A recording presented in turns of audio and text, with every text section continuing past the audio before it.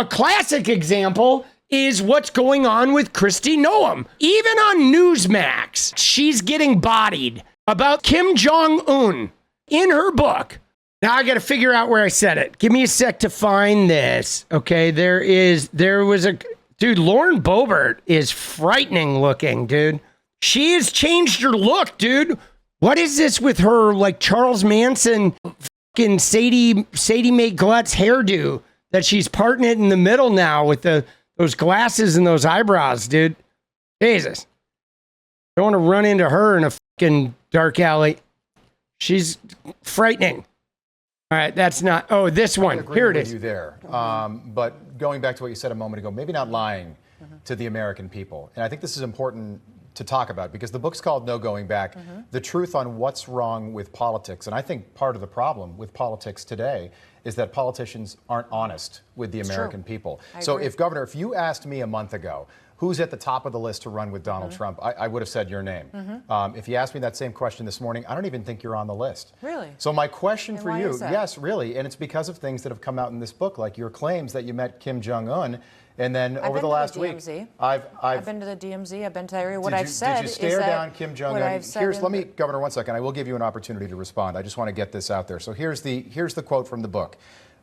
You say that, I remember when I met North Korean dictator Kim Jong-un, I'm sure he underestimated me, having no clue about my experience staring down little tyrants. Governor, that never happened, did it? What I have said in the book is that when I became aware of the content, that we had it changed. And that's the way that it is. So I should not have put that anecdote in the book. I'm not going to talk about my meetings. But an anecdote indicates that it happened, right? I'm not going to talk about my conversations with world leaders. I've been involved in policy for 30 years. Dude. For 30 years, I've been traveling the world, talking to world leaders. And that is a conversation that I'm not going to have in this book. Okay, so here's the deal. First off, she never met Kim Jong-un. She did not meet him. This guy is calling her out because she's saying, I remember when I met with North Korean dictator Kim Jong-un. Blah, blah, blah, her little quip about tyrants. She narrated this in her audiobook. So she knew this was in the book. She narrated it in her own voice for the audiobook.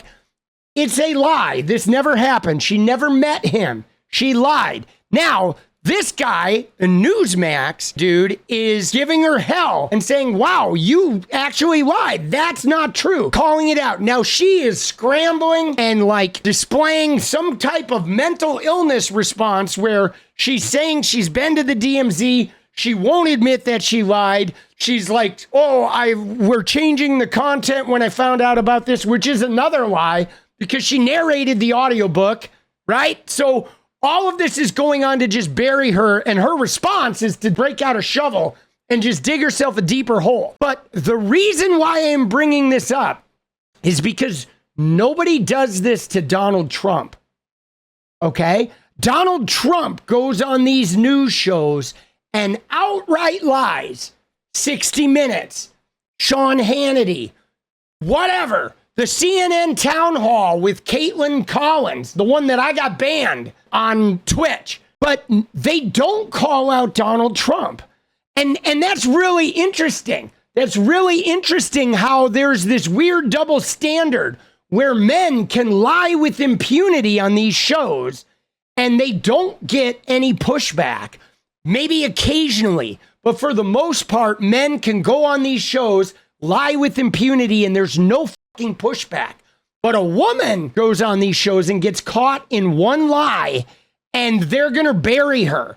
And this harkens back to 2016, because this was what went on with Trump and Hillary, where they both got vilified in the press, and the press would run with the Hillary shit.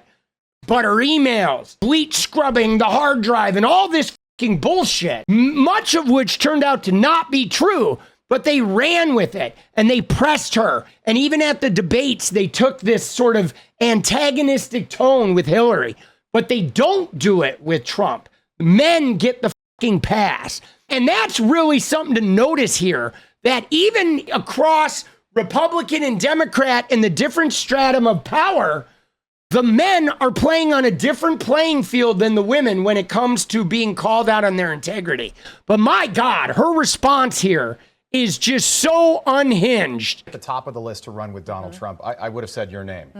If you asked me that same question this morning, I don't even think you're on the list. Really? So my question for you, that? yes, That really, and it's stings, because of bro. things that have come out in this book, like your claims that you met Kim Jong-un, and then over the last week, I've been to the DMZ. I've been to the area. I've been to the DMZ.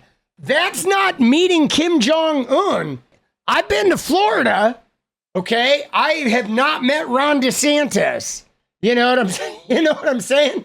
I've been to New York City. I didn't hang out with Rudy Giuliani. Stare down Kim Jong-un. Let me, Governor, 1 second. I will give you an opportunity to respond. I just want to get this out there. So here's the quote from the book. Dude, how does she do this, though? How does she consistently go on these shows trying to dance around a lie? You say that, I remember when I met North Korean dictator Kim Jong-un.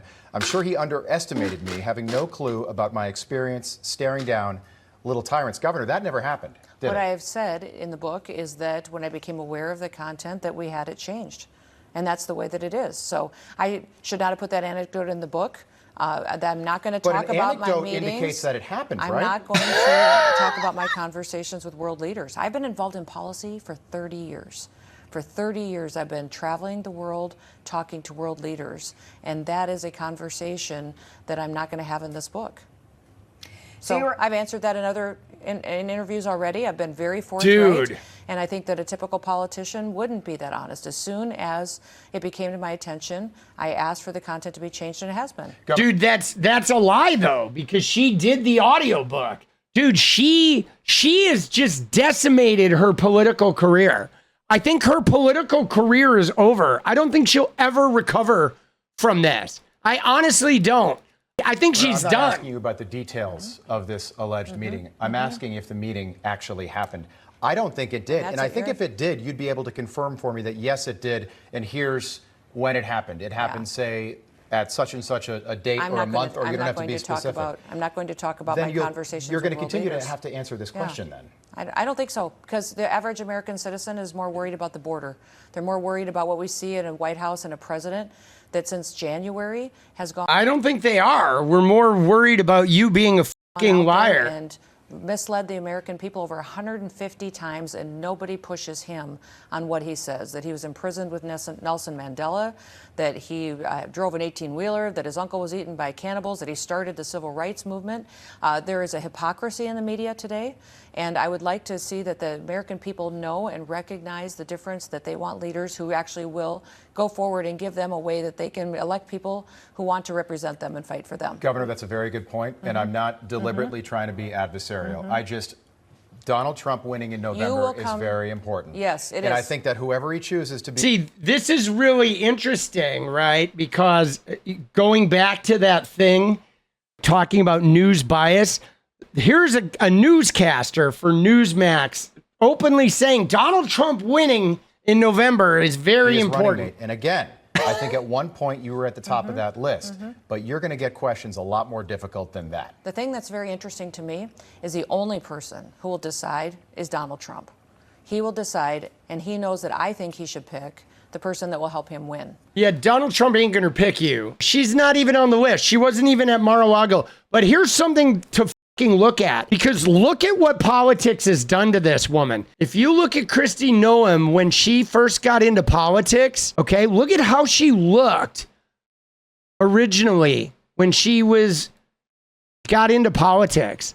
If you look at her, the way she looks now, the way she presents herself compared to the way she was, look at how, like, I don't know, when she started her political journey, she looked like a mom and a, I don't know, a